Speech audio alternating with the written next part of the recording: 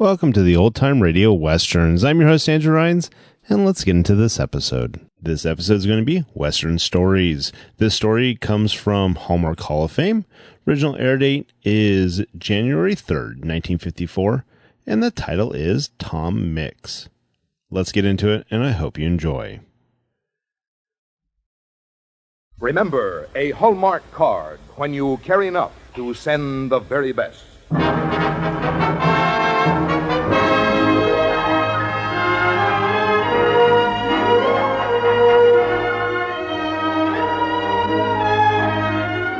Tonight, from Hollywood, the makers of Hallmark cards bring you an unusual true story on the Hallmark Hall of Fame.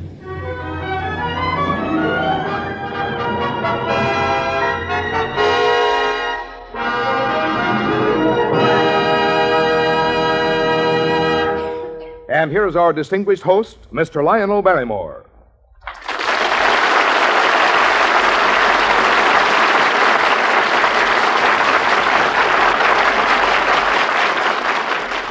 Good evening, ladies and gentlemen, and welcome to the Hallmark Hall of Fame, where we tell you true stories about real people. Tonight, we salute one of the most beloved men of this century, the late Tom Mix. He's been called the greatest cowboy who ever lived, and he numbered among his friends some of the outstanding men of our time. One of them was a man you'll hear called the King of Hollywood, and indeed he is. His name, Clark Gable. We're proud to have him join us tonight. This is Clark Gable. Tom Mix was one of the most honored motion picture stars in our entire history. He was a man of tremendous personal stature who gave high inspiration to the millions who saw him perform and to those who were privileged to know him. Tom was a matchless friend. I'm glad to say he was mine. Oh, thank you, Clark Gable. I knew Tom Mix, too.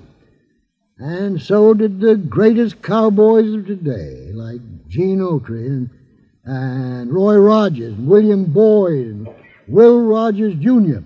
You'll hear from them all later in the broadcast. But now, here's Frank Goss. 365 days a year, hearts are lightened by Hallmark cards. Happy days are made happier.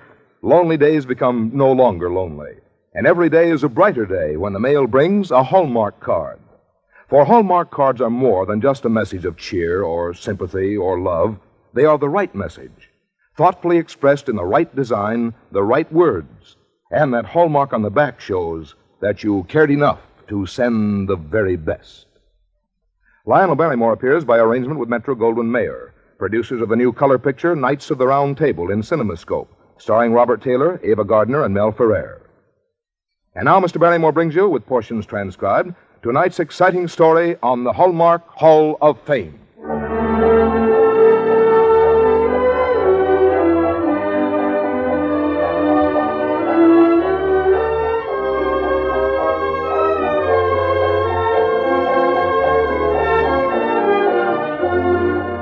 On the screen, Tom Mix was often cast as a sheriff of martial fighting for law and order in the Old West. Well, the role fitted him well, for in the early 1900s, Tom Mix actually served as a United States Deputy Marshal in the Southwest.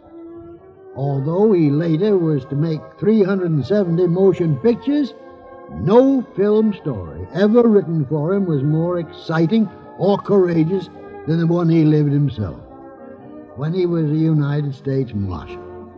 And that is the true story we'll tell you tonight. It began around a campfire in the northeastern Oklahoma Territory.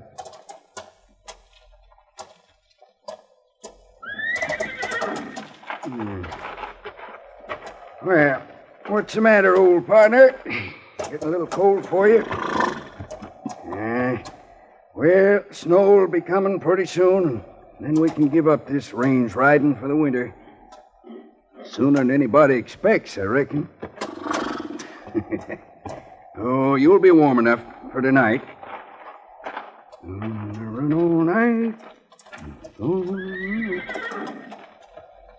Well? Hello, old man. Hello. Well, I'll be hanged. You fellas sure travel quiet. We understand you've been selling some cows, Beckett. Huh? You took 30 cows over to Veneta yesterday. You sold them, didn't you? Who are you fellas? We were over at Veneta, Beckett.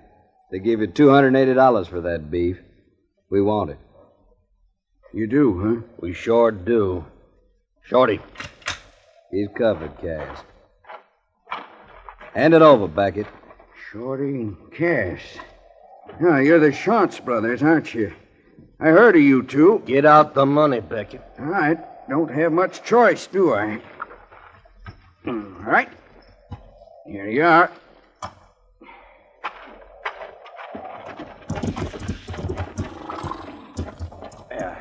Thanks, old man. Yeah. Thanks.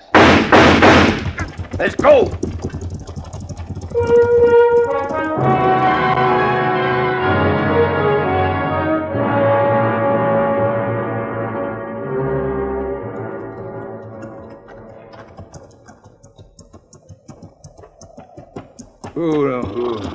Yeah. Hey there. You calling me, stranger? Yes, sir. One of you could tell me where I can find the sheriff's office around here? You're right in front of it. Oh. Maybe you're looking for me. I'm Chief Deputy Bert Schuster. Glad to meet you, Deputy. I'm Tom Mix, United States Deputy Marshal. Oh, yeah, I heard you might be in on this. You're here about the Shantz brothers, huh? Yeah. Well, I'd use a little help. Glad to meet you. Come on, let's go inside where it's warmer. Yeah, fine. That's bad business. Yeah. Those two got to be stopped. Now, we'll be stopped. Have a chair, Marshal. Thank you. Wish I was as sure about that as you are. We've scoured this whole area. Can't find a trace of them. And this cold weather hasn't helped much either. My men don't like riding a horse when the weather gets below zero. Can't blame them for that. But then I doubt if the Shantz brothers like riding in this weather either. You're new on this, Marshal. There's something special about these two birds. They sure know how to get out of sight and stay out of sight. I've been trying to think where they'd go. North, south, east, west, any direction. Yeah. Well, my personal opinion is we aren't going to get them around here. I think they've made it to Mexico already. Sheriff, how about those mountains over there? Hard traveling up there. No, I don't think so. Have you looked? No. Well, if I were running and wanted to make it hard for anybody to get me, that's where I'd go. Yeah? Uh-huh. The Indians always went around those hills. They didn't like the storms, the wind, the idea they might freeze to death when one of them sudden blizzards come up. Oh, I've been up there, Marshal. You're right about them being hard to get to. But I think you're wrong about the Shantz brothers wanting to hide up there. Just the same, I'd like to go up and have a look around.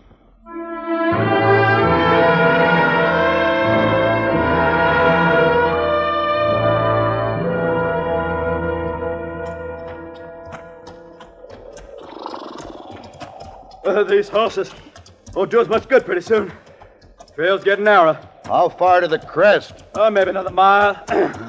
You can't see it from here, but about at that overhang, it flattens off into a boulder field and shoots right on up to the top. And no horse can travel that.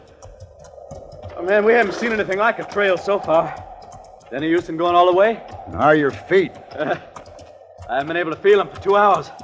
Or any other part of me either. Don't you ever get cold? I'm as cold as I can get and still be alive. Oh, now. Oh. What? Wait a minute. There's an empty Winchester shell. Yeah. Somebody's going ahead of us not too long ago. There's no rust. Now, let's keep going.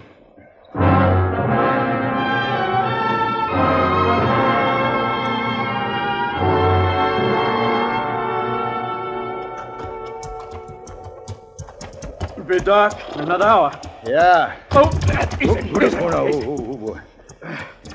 I'm afraid that's about it, Mix. Yeah, we'll have to go on foot from here on out. Hey. Huh? Is that smoke over there? Yeah, that's smoke. I'll try the ledge. See anything? There's a shack over there in the clearing. Come here, take a look. Yeah. You remember any shack up here before? No, but then it's been years since I've been up here. Someone's going to have a nice warm night. You ever see the man chopping wood before? No. You? I've seen his picture. That's Cass Shantz. Cass Shantz? No, hold it. Hold it. Let's go, Mix. That's Cass Shantz. It's Cinch's brother Shorty's inside the shack. We came up here to get him. I want to bring him in alive, Sheriff. Alive or dead, it doesn't make any difference to me. I'm not a United States Marshal like you.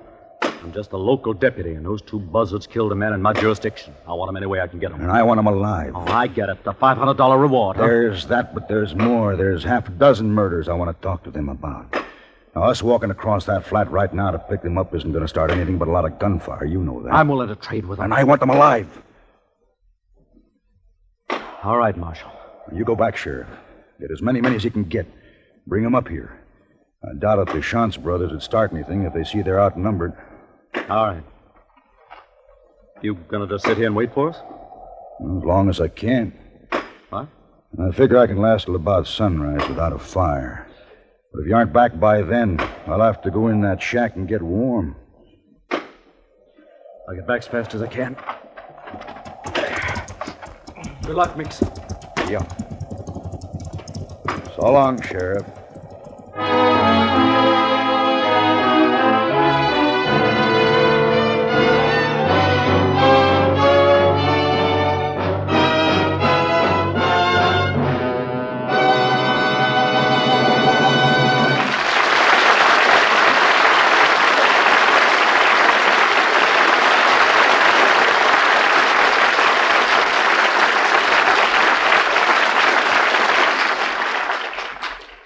In just a moment, we return to the second act of the Hallmark Hall of Fame. Haven't you often envied the type person who never forgets a date? The kind who not only remembers birthdays, but remembers all the special days in each friend's life. You've probably wished that you could be as thoughtful and as loved for your thoughtfulness. Well, let me tell you a secret. There is one easy, sure way that you can remember all the occasions you want to remember. Get a Hallmark date book. Actually, this little memory minder is more than a date book. It's a calendar booklet with space for your notes on every day of the year. It includes a listing of the gifts for each wedding anniversary and the birthstones and flowers for every month. There's a section for your Christmas card list, too. That means you have your friends' addresses with you whenever you need them. For the Hallmark date book is small enough to fit inside your purse.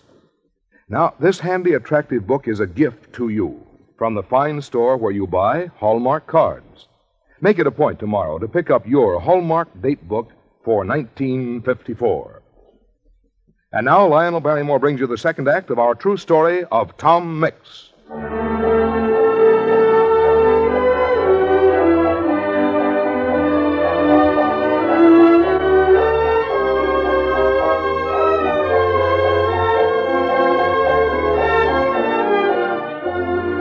Tom Mix brushed death many times in his fantastic career. He fought in the Boer War, the Boxer Rebellion, and in Cuba with his close friend Teddy Roosevelt. He was an inspiring and determined man, a brave man who believed in justice, but he also knew the meaning of fear.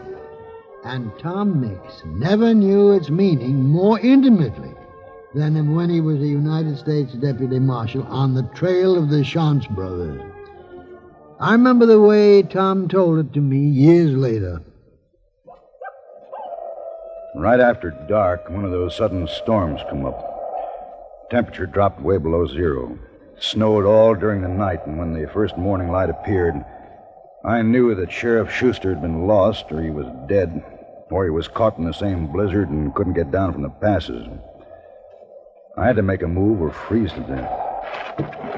I began to ease down toward the cabin. Off to one side was a small corral and a shed.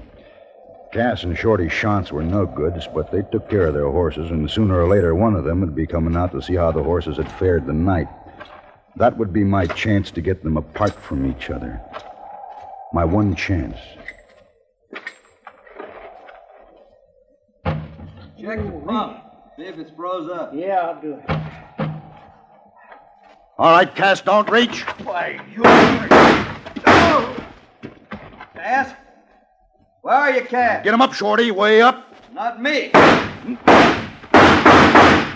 leg. My knee. All right. Drop the gun, Shorty. I'm a U.S. Marshal. You're under arrest. All right, Marshal.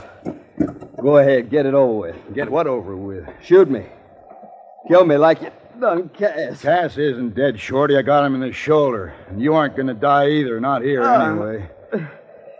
Oh, my knee. I'm taking you back to town. Both of you. Yeah? Who are you? Tom Mix. When the posse gets here, we're leaving. Let me tell you something, Mix. They ain't gonna get here. What do you mean by that? Why do you think we chose this place to hole up? First snowstorm of the year blocks the pass down below. Appears to me like it's gonna snow a week. Yeah. Appears to me like you're stuck here, Mix. For the winter.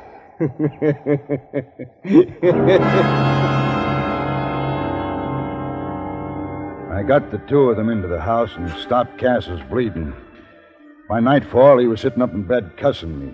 And Shorty, too. I fixed him a splint. And he lay back on the other bunk with his legs stuck out and watched me cook chow. And outside the shack in the gathering darkness, the snow fell steadily, deeper and deeper. Look at him, Cass. Ain't he dainty? Yeah. Hey, Marshal, be sure you put enough pepper in them beans. I don't like them unless they're hot. Nah, don't you worry, Cass. Old Marshal Tom Mix is supposed to do most anything better than that. Didn't you know he was a national rodeo champion? Why, sure. Of course, Shorty. And all them stories they tell about him bringing in the outlaws. The way he treats us, I bet they were just begging to be captured. Oh, he's a daisy, the Marshal is. One thing bothers me, though, brother. Well, tell the Marshal, brother. What bothers you? You want your pillow fluffed up? No. What bothers me is this. He can play nursemaid all right, and he can cook just like a lady, and tell us stories about all them bad men he's took in. The real question comes down to one very simple thing. What's that? Well, you and me, brother, we can sleep all winter if we want to. But how long you reckon this Marshal can stay awake?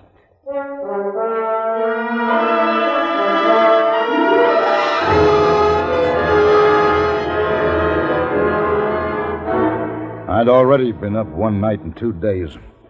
The Shantz brothers slept in shifts. One of them always awake, watching me, watching him. In spite of their wounds, they were rested men, and dangerous men, waiting for the one chance they could to catch me off guard the moment I'd fall asleep. Well, good morning, Marshal. How's the war against crime and lawlessness coming? Morning, Cass. Still awake, Marshal? I'm still awake, Cass. What time is it? Here, breakfast time, Shorty. Smell that coffee. Hey, Cass. Yeah? This looks to be a nice winter, Cass. My shoulder knits right, it will be. Oh, now, don't worry about your shoulder. Marshal here got shot up in 3-4 wars. Knows all about how things get fixed up. They say in China he got his scalp blowed clean off. No. Took 66 stitches to put it back on. Wait up. Where you going, Marshal? I want to see how the horses are. Well, why don't you leave your guns here? We'll take good care of them. Pistol or carbine. How are we going to work here? Just wait. How long? A couple of days, what would matter? He's gonna go to sleep sooner or later. When he does, we kill him. Don't want to try it before then, huh? You know how fast and good he can shoot. Yeah. It's easy. All we gotta do is just wait. And wait they did. I was all right for the first 2 days and nights. And the second night, the snow stopped falling, and I thought, I got a chance now. If I can just stay awake. The posse is bound to get through if I can just stay awake. I drank gallons of coffee, but on the third day, it started to get me. I'd sit there in the corner by the stove, and they'd watch me. Sometimes together. Sometimes one of them would sleep while the other lay there. Just lay there, looking at me. an hour would pass without a move in that little room. I'd feel my eyes rolling back, and I'd stand up fast and shake my head. Getting sleepy, Marshal? How about another cup of coffee, Marshal? Go on back to sleep. It's nice sleeping, Marshal. So nice. You just lie back and close your eyes, and you just let go. You just let go and close your eyes, and everything goes spinning away. Okay, Shorty. Kill him. No, you don't. Shoot him, Shorty! Why, You... Gun weren't loaded. No, but this rifle is. Drag yourself back into bed, Shorty. Sure, but it won't be long, Marshal. You can't last forever, not without sleep. Hey, you wouldn't shoot me like this? I'd shoot you anyway. I'd shoot you down the way you shot a half dozen good men down. Sure, I can't last forever. Sure, I need help. But if I can't stay awake, if I can't stand it, I'll kill you both. So help me, I'll kill you both.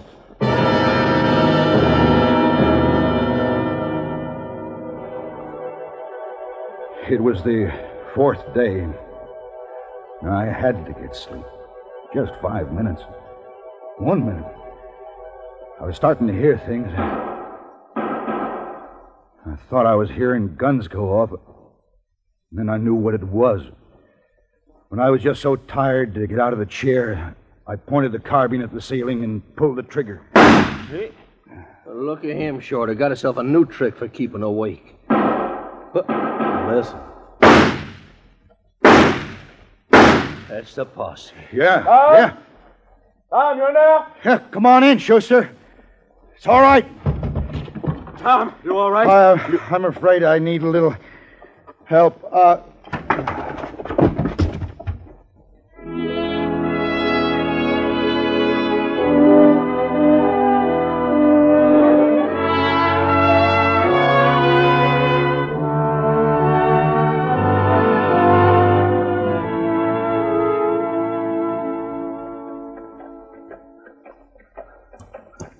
Hey, Tom. Tom Mix, wait up. Oh, Hey, Tom, you aren't leaving yet. I'm afraid so. I've got some other things to tend to. I'll be back in time for the trial, though. Well, aren't you forgetting something? Forgetting something? Well, no, I don't think so. $500, Marshal. A reward for the shots, boys. Came in this morning, and it's all yours. You sure earned it. Here's a check. Ah. But don't you want it? No, I don't want it. What? Well, in that shack up there, I listened to those two no-goods talk. They got a mother who doesn't know anything about them. They lay up there and laughed at her, and for what she tried to do for them. I don't think they've ever done anything for her in their lives. So, see that she gets this, will you? I will, Tom. Well, so long, Sheriff.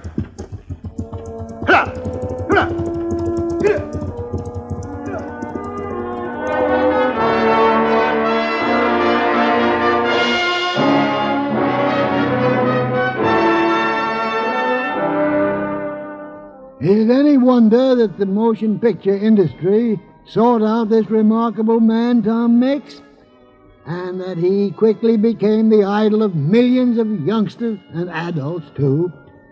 And not only an idol, but a very real flesh and blood symbol of justice and mercy, of the inevitable triumph of decency over evil wherever it's found. The number of Tom Mix's friends in Hollywood is legion, and tonight we're pleased and proud to have 4 of the greatest Western stars in motion pictures here with us to join in our tribute to Tom Mix. Hello, friends. This is Gene Autry. You know, I was proud to call Tom Mix my friend. He influenced and inspired my early life and my career, just as his real life and film adventures influenced most of the young people of his time. Well, this is Roy Rogers. The great cowpunching star, Tom Mix, was and is an inspiration to all of us. His influence for good upon the young people of his time was phenomenal. Tom was a great man, and I'm proud to say, my valued friend. This is Bill Boyd, or you might know me as Hopalong Cassidy. I knew Tom Mix. To me, he was one of the West's great men. Tom was a man who dined with presidents and kings, a man who rode the range with the roughest, toughest cowpunchers of his time. Tom was one of the greatest cowboys of all, and one of the finest. This is Will Rogers, Jr. You know, my father always said that Tom Mix was one of the top cowboys of all time. Dad and Tom were close friends. It was a fine sight to watch Tom Mix and Will Rogers riding together along the bridle paths of Beverly Hills. And now, ladies and gentlemen, Mrs. Tom Mix. Thank you, Mr. Barrymore, for tonight's splendid Hallmark presentation of a gallant story from the true life of my husband. I'm grateful, too, for this opportunity to express my sincere appreciation to Tom's close friends, Clark Gable, Gene Autry, Roy Rogers, William Boyd, and Will Rogers, Jr., who have honored Tom here tonight. To the Hallmark Hall of Fame and to all of them, thank you.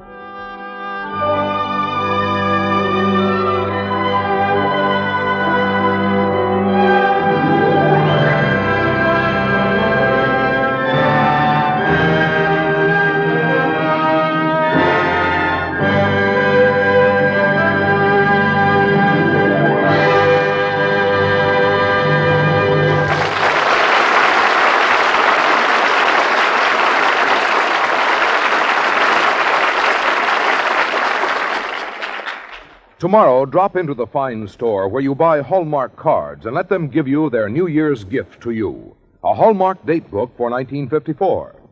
Now, that's not a pretentious-sounding gift, I know, but the truth is that your little Hallmark date book can be the means of a much easier, happier, and friendlier New Year for you. You see, it is a booklet of little calendars with enough space at each day for your personal notations. You can write in the birthdays and anniversaries of everyone dear to you. Make notes to remind you of special dates. Never again need you have that sinking feeling, ooh, I forgot Uncle Harry's birthday. For your Hallmark date book is small enough to carry in your purse for constant reference. 2, it even suggests appropriate gifts for special days. List the flowers and birthstones for every month, the gift for each wedding anniversary, and your friends' addresses are written conveniently in the front of the book. So you see what I mean when I say you'll find it's easy to be the thoughtful, friendly person you like to be if you have a Hallmark date book. And now here again is Lionel Barrymore. You know, that's a very good idea you have, Frank, to let a Hallmark date book help us to a friendlier New Year. Because if there's one thing that would be an absolute guarantee of a happy New Year, it's a year when each of us individually tries to be a better friend. Our thanks for the appearance of Clark Gable to MGM, producers of the 3D color musical Kiss Me Kate, starring Katherine Grayson, Howard Keel, and Ann Miller. Remember, you're also invited to the Hallmark Hall of Fame on television every Sunday, starring Miss Sarah Churchill. Until next week, then, this is Lionel Barrymore saying good night.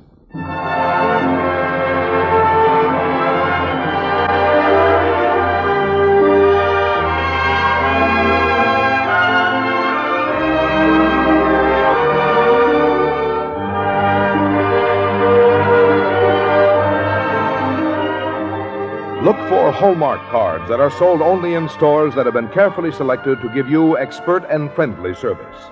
Remember, a Hallmark card when you carry enough to send the very best. Our producer-director is William Froug. Our script tonight, with portions transcribed, was written by Wilbur James. John Dehner was heard as Tom Mix. Also featured in our cast were Vic Perrin, Jack Edwards, Harry Bartell, and Lawrence Dobkin. This is Frank Goss saying goodnight to you until next week at the same time, when we'll present a true story about William Allen White. On January 17th, we'll bring you MacDonald Carey, starring in an interesting story about Mark Twain.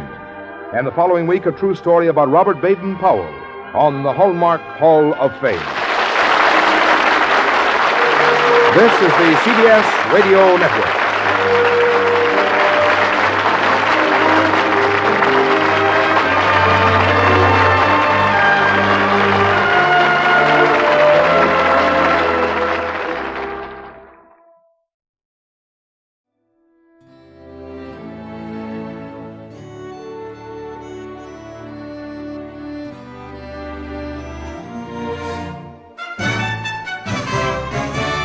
This has been a presentation of OTRWesterns.com, and we hope you enjoyed. Please take some time to like and rate our shows in your favorite podcast application. Follow us on Facebook by going to OTRWesterns.com/Facebook. Join in the conversation by going to OTRWesterns.com/Discord. And don't forget to send us an email, podcast@OTRWesterns.com. This episode is copyright under the Attribution Non-Commercial Share Alike copyright. For more information, go to OTRWesterns.com/copyright. Have a great day, and again, thanks for listening.